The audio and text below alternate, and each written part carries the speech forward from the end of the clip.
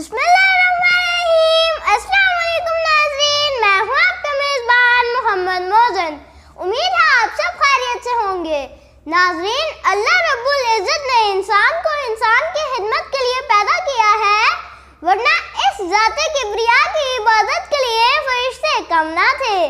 ناظرین, خوش نصیب ہیں وہ لوگ, بلکہ کامیاب ہیں وہ لوگ جنہوں نے اپنی زندگی مجبور, بیکس اور بے بس لوگوں کے لیے وقف کر رکھی ہے, اور اللہ اس کام کے لیے اپنے نیک بندوں کا ہی انتخاب کرتا ہے.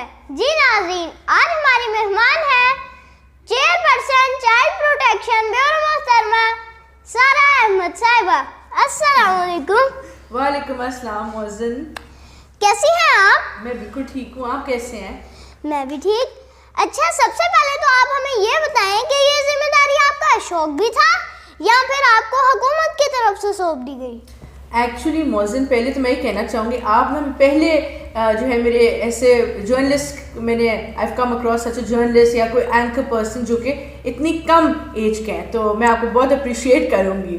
دوسری بات, آپ نے جو سوال پوچھا, لیٹس کم ٹو دیٹ. یہ مجھے شوق بھی تھا کیونکہ میں اس سے پہلے بھی کچھ این جی او کے ساتھ افیلیٹڈ رہی ہوں جو بچوں کے حقوق کے لیے کام کرتی رہی ہیں, تو مجھے شوق بھی تھا اور حکومت نے بھی یہی مناسب سمجھا اور مجھے یہاں پہ پھر پلیس کیا. ماشاءاللہ, زبردست.